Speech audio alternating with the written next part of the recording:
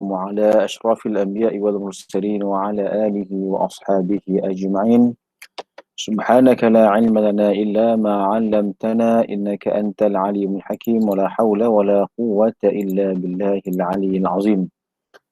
السلام عليكم warahmatullahi wabarakatuh. Okay, sebelum kita mula, tadi ada soalan daripada Amin bertanya berkaitan malam kita lihat tentang aqsamul kalam pada muka surat yang ke-9. Kalau kita lihat di bawah itu dipanggil aqsamun, sab'atu aqsam. Okay, amrun wa nahyun wa istifham wa tamannin sekian. Lepas tu dia kata, okay, itu semua aqsam. Okay, bila tamannin, amrun, istifham, tamannin, ardun, khabarun, qasamun. Itu semua aqsam. Okay. Baiklah, bila dia kata aqsam, kebanyakan dalam bahasa Arab kan ada beza anwa' wa aqsam. Bila dia kata aqsamun, okay, pembahagian, maknanya dia tidak akan berlaku dipanggil cross. Apa cross? Ada amrun tapi qasam. Tak. Ada nahyun tapi istifham. Tak ada. Ada nahyun tapi qasam. Tidak. Sebab itu dia panggil qasam. Qasam kan bahagi, division. Once dia dah divided, once sekali dia dah divide, dia tidak akan cross. Okay? Dia tidak akan cross. Jadi di situ kita tahu kalau orang kata mungkin tak akan berlaku amrun tapi qasam, tamanin tapi qasam. Tak bolehlah, tak mungkin akan berlaku kerana perkataan aqsamun itu telah jelas mengatakan tidak akan berlakunya cross ataupun cross the border, cross the division. Maknanya division amrun wa nahyun wa istifham akan berada dalam sendiri dia. Itu jadi lepas tu kita baca bawah sikit. Wasani yuhtamal as-sidq wal kadhib. Fal awal ini dalam bab khabar. Kan dalam bab dia panggil apa? Fal awal. Itu cerita tentang amrun wa nahyun semua tu. Wasani ini ay yuhtamal as-sidq wal kadhib. Dalam kalam itu ada dipanggil perkara yang berkemungkinan pada sidq wal kadhib. Ini tidak masuk dalam ni kalau bahasa mudahnya ada penyata. Kalau dalam bahasa balaghah adalah khabari. Kalau bahasa balaghah yang atas tu amrun nahyun tu insya'i, istifham tamannin ardun tu adalah insya'i, khabar dan qasam tu merupakan sebagai khabari. Itu bahasa kalau kita tengok balaghah lagi nampak jelas pembahagian dia. Cuma dalam ilmu ini bab ni basics, dia campur semua. Dia kata kalam ni ada 7 bahagian. Tapi kalau kita membahagikan menurut atau membahagikan mengikut ilmu balaghah, amrun wa nahyun wa istifham wa tamannin wa aradun tu merupakan insya'. Ada insya' talabi, ada insya' ghair talabi. Khabar dengan qasam merupakan dipanggil khabari. Okay, bila khabari, kenapa pula? Khabar itu ayyuhtamal sidqu wal kadhib. Ada kebarangkalian ia benar ataupun tidak. Dalam buku ni pula, kalau yang benar ataupun yang tidak ada sebarang kesangkalan, kita tak ada dangkal dia punya faktanya, dipanggil khabar. Cerita tentang para anbiya, cerita tentang hari kiamat sebagainya, khabar. Tapi benda yang mungkin ada kemungkinan kazib dan sebagainya, ada kemungkinan pada diri al-mustami', orang yang mendengar tu, maka akan disertaikan dengan qasam ataupun sumpah. Okay, jadi kalau soalan Amin tu kata ada mungkin tak amrun wa nahyun tu jadi dalam satu bahagian mana bertindan, tidak mungkin lah. Sebab itu dipanggil qasam. Aqsam merupakan pembahagian. Itu aqsam dipanggil. Khalas. Malam kita lihat hakikat. Apakah hakikat? Tengok balik supaya kita nampak apakah majas. Okey? Jadi di sini bila kita dalam kalam ataupun khusus dalam bahasa Arab, umum dalam bahasa Arab dan khusus di dalam bahasa Al-Quran ataupun hadis Nabi SAW, okay, dengan kalimah bilisanin arabiyyin mubin, dengan katanya Quran itu bahasa Arab yang jelas. Jadi bila Arab itu menggunakan hakikat dan majaz, juga Al-Quran, juga hadis Nabi SAW didatangkan dengan nature ataupun dengan behavior yang sama, iaitu ada hakikat, ada majas. Yes, secara umumnya hakikat itu lebih banyak. Oleh itu, kaedah fiqh al-aslu fil kalam al-haqiqatu. Asal yang kita pegang dalam kalam ialah hakikat. Kalau orang kata, dah kahwin, dah makan ke belum? Kita kata dah. Apa kita faham? Dia sudah pun makan. Tapi bila kita tanya, betul-betul awak makan apa tadi? Saya makan makanan rohani sahaja. Apa dia? Saya baca Quran. Kan? Padahal kita faham kalimah makan tu nasi ataupun makanan berat yang mengenyangkan perut. Tapi dia punya kata, saya makan makanan rohani. Makanan rohani tu zikir, baca Quran, kuliah ilmu, sebagainya lah. Makan juga, tapi makan tu dipanggil majaz. Makan yang hakiki yang kita faham, pada istilah bahasa kita gunakan, ialah makan makanan yang masuk dalam perut untuk mengenyangkan. Itu dipanggil hakikat. Kalau orang kata minum, apa awak faham? Air ya? Tak, saya meminum keberkatan.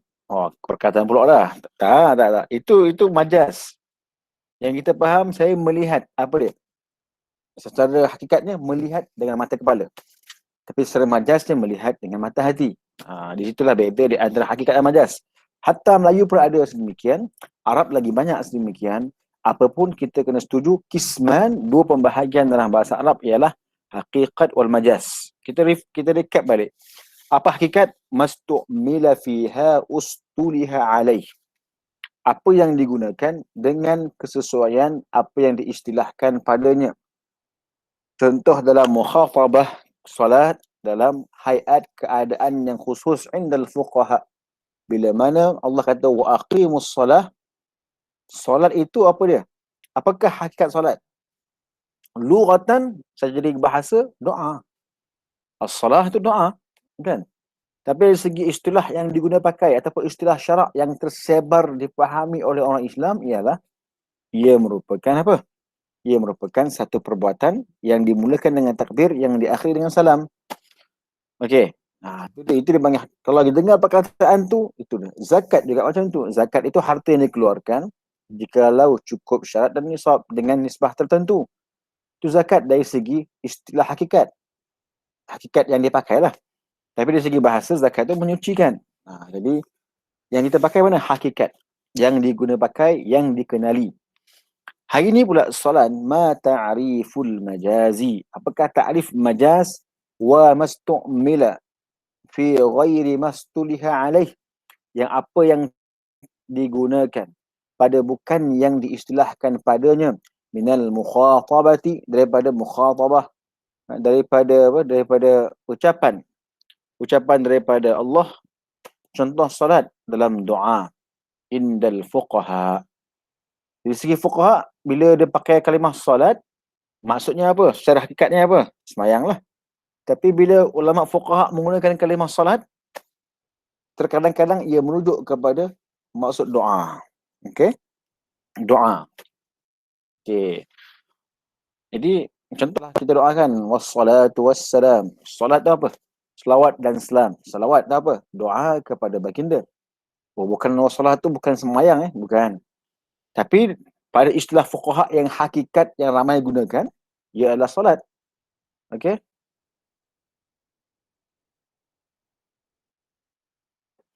Okey? Tapi bila dari segi majaznya, asalnya lughatan lah. Yang dipahami sebalik daripada hakikat, dipanggil sebagai majaz, ialah doa. Okey? Maksudnya apa? Okey, faham balik. Apakah hakikat? Hakikat ni apa yang banyak digunakan dalam kita punya fiqh secara meluas. Itulah bila kata tu orang faham kat situ. Bila kata solat, orang faham semayang. Walaupun ada kemungkinan maksudnya doa.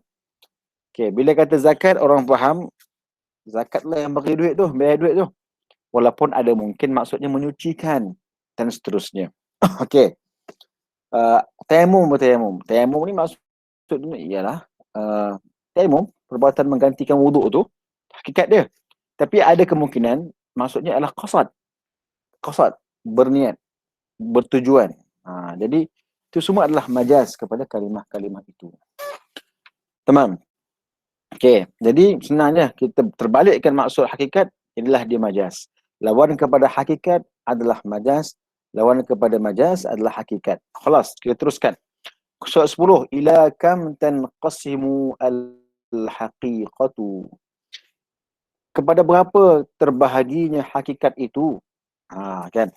Tanqasimu ila thalathati aqsamin, ia terbahagi kepada 3 jenis. Hakikat itu ada 3 jenis. Sama ada hakikat lughawiyah, pertama lughawiyatun ataupun lughawiyatin kal asadi lil hayawanil muftaras. Maaf, muftaris. Okey. Kal asadi lil hayawanil muftaris. Bila dikata hakikat lughah, okey, contohnya asad. Apakah asad tu dari segi bahasa? Ialah merujuk kepada haiwan yang liar. Okey. Kedua dipanggil wasyar'iyatun ataupun wasyar'iyatin. Apa dia? Hakikat syar'iyah seperti solat yang digunakan untuk lil ibadatil makhsusah. Jadi kalimah solat itu dari segi bahasa betul lah, dari segi bahasa doa. Tapi dari segi hakikat syariahnya ialah merupakan ibadat yang dipanggil khusus, yang dimulakan dengan takbir dan diakhiri dengan salam. Wa urfiyah, ada juga hakikat urfiyah, difahami secara uruf. Apa dia? Dabbah lidhawatil arba'. Kalimah dabbah, okey, difahami haiwan yang memiliki ataupun mana-mana makhluk yang memiliki 4 kaki. Sedangkan yadubbu tu yang merangkak ataupun yang melata, yang bergerak. Okey, sebab itulah dia panggil kereta kebal tu dabbabah kan. Yadubbu. Oleh itu beruang dipanggil dubbun, yang melata, yang bergerak dan sebagainya. Tapi bila sebut dabbah dalam Quran, wa ma min dabbatin fil ardi wala ta'ir yatiru bi janahihi wa ma min dabbatin fil ardi illa 'ala Allah rizquha dan sebagainya lah. Kalimah-kalimah tu, dabbah tu maksud dia apa? Maksudnya ialah haiwan yang memiliki 4 kaki. Okey. Tapi adakah maksud itu maksud yang dikehendaki dari segi bahasa? Tak. Maksud dabbah itu dimaksudkan oleh uruf. Uruf. Uruf ni contoh macam ni. Contoh dia lah, anda kata makan. Makan tu uruf ni ialah makan yang mengenyangkan. Hakikat urfiah bila kita kata makan ialah makan sesuatu yang mengenyangkan.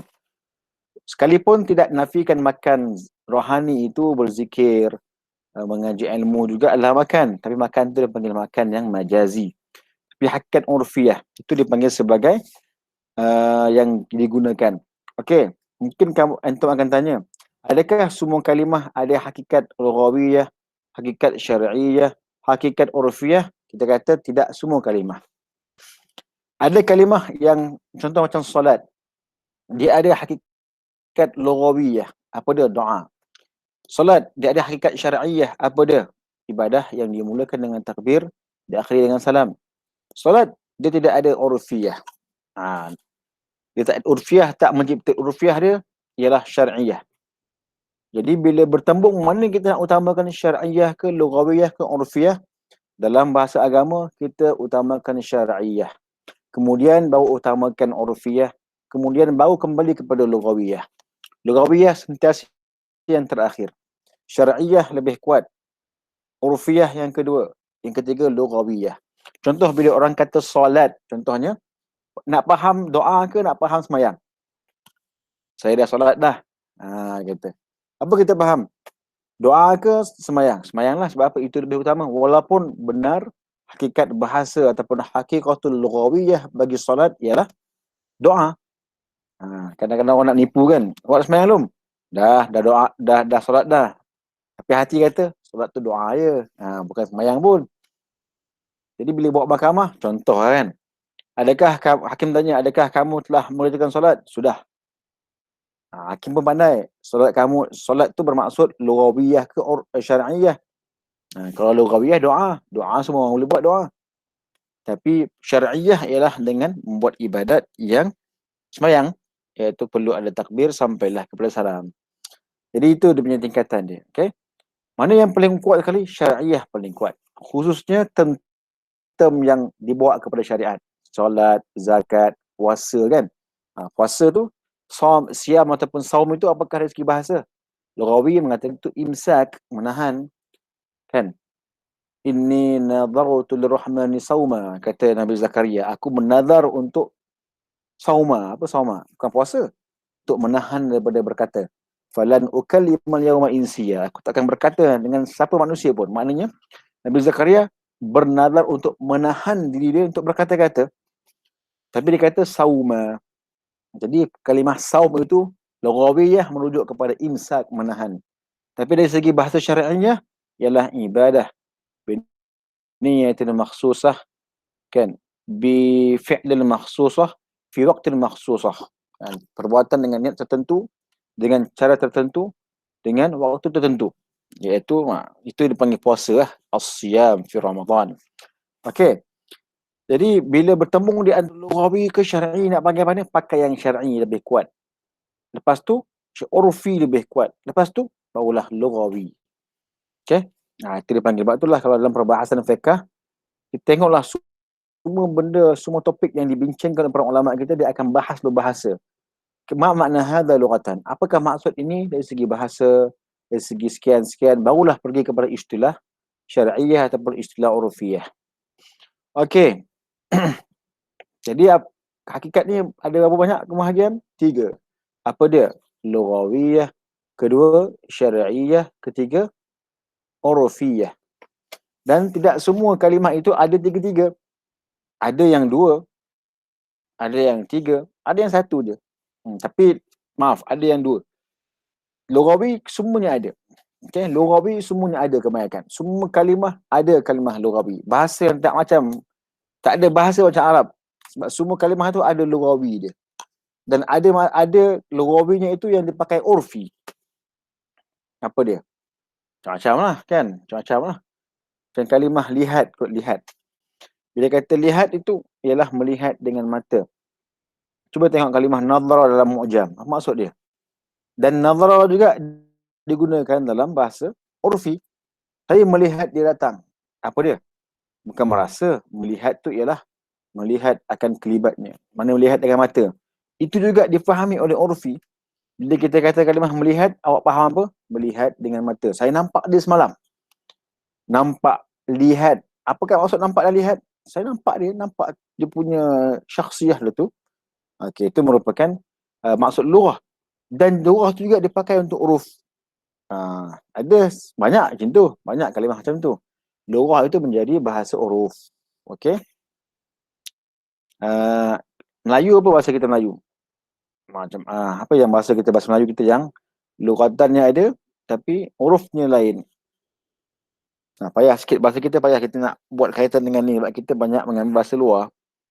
Okey, so ni bahasa Arab lah. Sebab itulah ilmu bahasa Arab, ilmu pun merujuk kepada kalimah kalam tu, kalam bahasa Arab. So kita jangan terlalu nak membandingkan bahasa lain dengan bahasa Arab. Sukar sikit untuk kita faham. So kita biarkan bahasa Arab dengan Arabnya.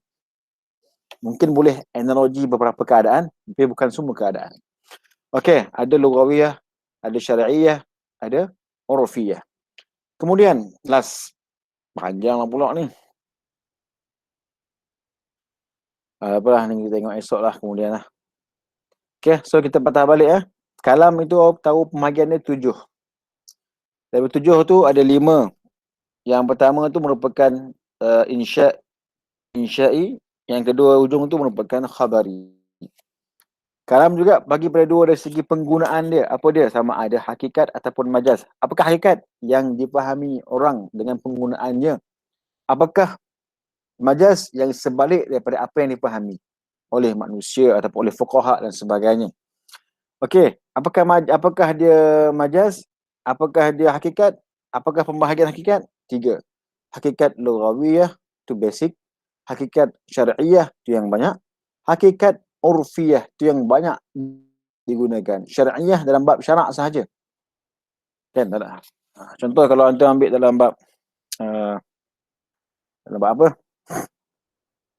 Mudharabah. Contoh dalam bab muamalat kan, mudharabah. Lughatan apa lughatan?